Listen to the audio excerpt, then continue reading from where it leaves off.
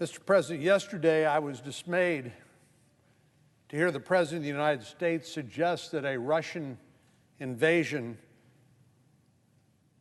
of Ukraine might not provoke a powerful response by the United States and our allies.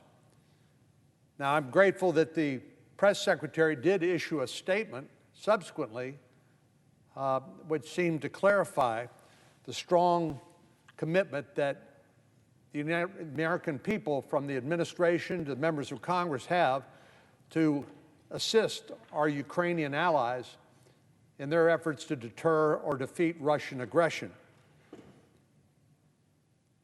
I believe we have a duty to stand with Ukraine and our European allies as they attempt to defend their democracies.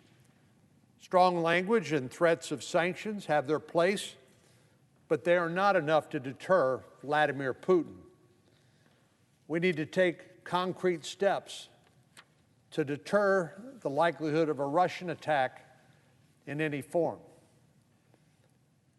But it's not just the executive branch of the United States government that has a role to play. We in Congress have a role we can play too in sending a very clear message to Vladimir Putin that we will not stand idly by while he attacks a neighbor, a democracy, and a potential future member of NATO. To that end, I've introduced bipartisan legislation called the Ukraine Democracy Defense Lend-Lease Act to ensure Ukrainian forces have the weapons that they need to deter that aggression and defend, if necessary, against a Russian investigation. Of course, students of history remember the importance of Lend-Lease back in World War II, back when America was officially neutral in the conflict initiated by Nazi Germany in Europe, and during a time when the American people were of an isolationist frame of mind. Recognizing the importance of throwing a lifeline to Great Britain and our other allies, Congress passed on a bipartisan basis the Lend-Lease Act, which ultimately resulted in $30 billion worth of materiel being delivered to Britain and our other allies to help them defeat Nazi Germany. So in a similar vein, this legislation authorizes the President to enter into Lend-Lease agreements with Ukraine and provide the military equipment necessary to protect the Ukrainian people from Russian aggression. No one's suggesting that American troops should be on the ground, but we are saying clearly that it is our responsibility to provide the Ukrainians everything they need in order to defend themselves. This legislation would once again, in the immortal words of Franklin Delano Roosevelt, allow us to serve as the arsenal of democracy, just as we did in World War II, and provide Ukraine with the lethal weapons they need to protect themselves against the Russian threat. Make no mistake, America stands with Ukraine, and we will do everything we can, again, on a bipartisan basis, the executive branch, the legislative branch, to support our friends and to defeat a Russian invasion and allow them to protect their democracy. Vladimir Putin's stated concerns about Ukraine are completely a false narrative, particularly with regard to his stated concerns about Ukraine becoming a part of the North Atlantic Treaty Organization, which, as we all know, is purely defensive in nature. Vladimir Putin has called the fall of the Soviet Union one of the greatest geopolitical tragedies of the 20th century, and clearly he is of a mind to regain that lost territory as a result of the fall of the Soviet Union, and if necessary, to do it by force. That's what Putin is up to, and we should not be confused about that. I'm proud to have worked with Senators Cardin and Wicker, Senators Shaheen, Graham, and Blumenthal on this legislation, and I hope more of our colleagues, again, on a bipartisan basis, will join us in advancing this bill and making sure that our Ukrainian friends have everything they need to deter, if possible, Russian aggression, and if that's not possible, to make sure that Vladimir Putin pays a heavy price for attacking Ukraine. Mr. President, on another matter, it was 1 year ago today when we were all on the Capitol steps on a cold January the 20th, 2020, following the election of Joe Biden as President of the United States and Kamala Harris as Vice President. Exactly 365 days ago, we were out there on the Capitol steps and heard what I believe to be an important and welcome speech by the President, where the President said he would serve to be a unifying force in Washington. He said, "Without unity, there is no peace, only bitterness and fury. No progress, only exhausting outrage. No nation, only a state of chaos." Wonderful, inspirational words. But now we find ourselves a year into the Biden administration with a lot of bitterness, fury, and outrage over the many failures and missteps of this administration. One of the pillars of the President's campaign was the promise of a strong federal response to the pandemic. Mr. Biden said, "I am never going to raise the white flag and surrender. We're going to beat this virus. We're going to get it under control, I promise you." That's a quote. 1 year later, we're nowhere close to having this virus under control. New daily cases are breaking records, threatening the capacity of intensive care units in hospitals across the country. Healthcare workers are once again exhausted after having been pushed to their limits, mentally and physically. And perhaps most embarrassingly, affordable, reliable tests are increasingly hard to come by. We know testing is one of the most valuable resources we have when it comes to this virus. I remember calling my governor, and I said, "What do you need, Governor?" This was at the beginning of the pandemic. He said, "I need two things." He said, "I need testing and I need PPE, personal protective equipment." Well, that's another story about our vulnerable supply chains and the fact that we've outsourced the manufacturing of personal protective equipment to China, which is the main reason we had a lack of access to what we needed. But as to testing, the sooner positive cases are identified, the better equipped we are as individuals to quarantine ourselves, seek medical attention if necessary, or if all else fails, to just ride out the virus without infecting other people. Even before taking the oath of office, President Biden promised to make free testing widely available. But months and months went by without the President taking any significant action to prevent the current testing shortage. Last month, the White House press secretary even mocked a reporter who asked if the United States should provide free at-home tests, just as other countries have done around the world. It looks like it took swift criticism of a remark to finally prompt some action. Just a couple of days ago, the White House launched a website for people who wanted to request free at-home tests. But I'm afraid it's a case of too little, too late. Many experts have said that Omicron has already peaked in parts of the country. By the time these tests ship, which the website says could take 7 to 12 days, we'll be even closer to the beginning of the end of this current wave of Omicron. Instead, the White House could have purchased and distributed massive quantities of tests at any point over the last year, but it did not do so. Increased access to testing could have lessened the impact of the Omicron variant over the summer, as well as the contagious variant that we are confronting today. So it shouldn't take bad press to force the administration to action, especially when they've made a commitment to free testing early on, but obviously were unprepared for Omicron and the wave of new cases. Unfortunately, the president has broken another big promise about his plan to address the pandemic. He vowed that public health decisions would be made by public health professionals, not politicians. Once again, things have played out quite a bit differently. Here's one example.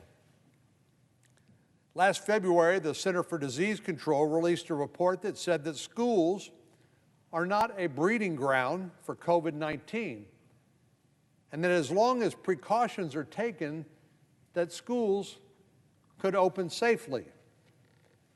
Well, Congress did not skimp when it came to providing financial resources to the states and school districts to take those appropriate precautions to help preserve the safety of our children. But the science was at odds with the demands of a key political constituency, teachers' unions, which wanted schools to remain closed even if the teachers were vaccinated and appropriate safety measures could be taken to protect the school children. We all know which side the administration chose. It ignored the science and stood with their political constituency, the teachers' unions. When the president's big promise of a strong pandemic response failed to meet the need, he shifted the responsibility to the states. He said, I'm going to do it. The federal government's going to do it. But then amazingly pivoted and said, well, this is not my responsibility. This is not the federal government's responsibility. This is the state's responsibility. Just a few weeks ago, he actually said these words. He said, there's no federal solution. This gets solved at the state level. I'm sure the American people were flabbergasted at the answer and his obvious flip-flop. President Biden pledged to lead a strong pandemic response when it helped his chances of getting elected. But now that he is actually in office and has the power and authority to follow through, he's folding his hand and pointing the finger at others. The Biden administration has fumbled the ball time after time. It's chipped away at our energy security. When you saw prices rise at the pump because of inflation or because demand of refined petroleum products exceeded demand, he actually went so far as to encourage Russia and OPEC to produce more oil and gas. At the same time, he was all about canceling the permit for the Keystone XL pipeline. Nord Stream 2, the Russian pipeline providing gas to Germany, he's all for it. When it comes to domestic pipelines, providing oil and gas to refineries so they can produce gasoline so that people can drive their cars at an affordable price, he's not for it. Additionally, this administration has failed to address the humanitarian crisis at the border in an astonishingly blasé sort of way. It doesn't even seem to get a rise out of this administration anymore. The numbers are so high. 2 million plus people apprehended at the border with no real impediment or deterrent or discouraging words to keep them from entering the country illegally. And then there's the fumbling of diplomatic relations, insulting some of our oldest allies and emboldening our biggest adversaries. The biggest example of that was ceding the war in Afghanistan to the Taliban in the most humiliating way possible. So the list of missteps and failures during this last 365 days has been a long one indeed. But perhaps the biggest disappointment was in not delivering what President Biden promised the American people 1 year ago today. And that is to be a unifying force for our country. He promised, as we all heard, to bring people of different backgrounds and ideologies and beliefs together and to find common ground. It actually made sense to make a virtue out of something that a 50-50 Senate would ordinarily dictate. And that is, when you can't have your own way because you don't have the votes, then make a virtue out of working together and actually pass bipartisan legislation. He actually went so far as to point to his record in the Senate as evidence of his ability to work across the aisle and broker bipartisan deals. But it didn't take long for the American people to find out that these were, by and large, empty words. Less than 2 months into his presidency, our colleagues across the aisle took a hammer to Congress's perfect record of bipartisan pandemic response. That was during the previous administration. Almost everything we did was bipartisan, virtually unanimous when it came to responding to the pandemic. First, our colleagues spent nearly $2 trillion on a bill that, even though it was framed as COVID-19 response, committed less than 10% of that funding to COVID-19 and only 1% to vaccines. But that blowout, $2 trillion, wasn't enough. The president tried and failed, along with his political allies, to advance the so-called Build Back Better agenda. While trying to sell this radical plan to the American people, President Biden continued to make big promises, most of which were not credible. He said, for example, that this multi-trillion-dollar bill cost $0. Nobody believed that. But here it was, the President of the United States, embarrassingly for himself and others, was saying that $5 trillion is really $0. He said it wouldn't increase the deficit. And he said anyone making less than $400,000 a year would not pay a single penny more in income tax. All of these claims turned out to be false, and in the end, Democrats couldn't muster enough support to get the bill to the president's desk. Again, not particularly surprising to those who've been observers of the Senate for a while. A 50-50 Senate should tell you that the only way you're going to get things done is through bipartisan consensus building, not trying to do things all on your own with 50 votes in the Senate plus a tie-breaking vote from the vice president. But that didn't stop our colleagues from turning to yet another partisan bill, this time one to launch a federal takeover of state-run elections. Yesterday, our Democratic colleagues brought this bill up for a vote in the Senate, and of course, as we now know, it failed to garner sufficient votes to pass. But no one should be surprised, especially because this bill was drafted by one party in a 50-50 Senate. And then when the bill failed, as we all knew it would, our Democratic colleagues took their penchant for partisanship to an entirely new level. With the president's blessing, somebody who served more than 3 decades in the Senate and who railed against efforts to eliminate the filibuster, the 60-vote bipartisan consensus requirement before bills can be advanced. The president, in spite of his previous comments supporting that requirement, the so-called filibuster, this time with the president's blessing, Senate Democrats tried to change the rules of the Senate to secure a purely partisan win. What we witnessed in the Senate yesterday evening was a remarkable show of priorities of our Democratic colleagues. Forget the rules, forget compromise, forget consensus building, and forget the history and traditions of this institution. Our Democratic colleagues prove that they're willing to take a wrecking ball to this chamber in pursuit of power. Madam President, it's no wonder that President Biden's approval ratings continue to plummet. One recent poll found that only 33% of the respondents to that poll approved of the job that he was doing.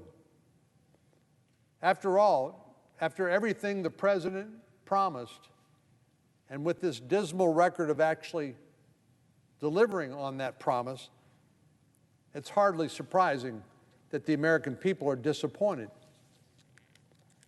In addition, inflation is up, wages are being eaten away by inflation, eroding the cost of living, and our country feels more divided than ever, despite the President's extravagant promises 1 year ago today, just out here on these steps. The man who positioned himself as an experienced, unifying leader for the country has spent virtually all his time pursuing partisan ends. As a result, the Democratic Senate majority has wasted a lot of valuable time. I'm disappointed by the wasted opportunities during the past year. Floor time in the United States Senate is a precious commodity. It's the coin of the realm. There's a lot of great ideas that occur outside of this chamber, but unless it can get time on the floor, it doesn't happen. But rather than taking up bills that did have that broad bipartisan support, wasting time on purely partisan bills has resulted in very few accomplishments. And I can only hope that the second year of the Biden administration will bring more bipartisan cooperation. Hopefully, the administration can learn from its mistakes of the last year. This parade of dead on the arrival legislation isn't helping the American people. The only way we can accomplish anything is by working together and building consensus. Again, voters elected a 50-50 Senate, a closely divided House, and a president who promised to bring people of different views together. Let's hope this next year, the second year of the Biden administration, the president will see fit, along with our Democratic colleagues, to deliver on that commitment made 1 year ago today. Madam President, I yield the floor.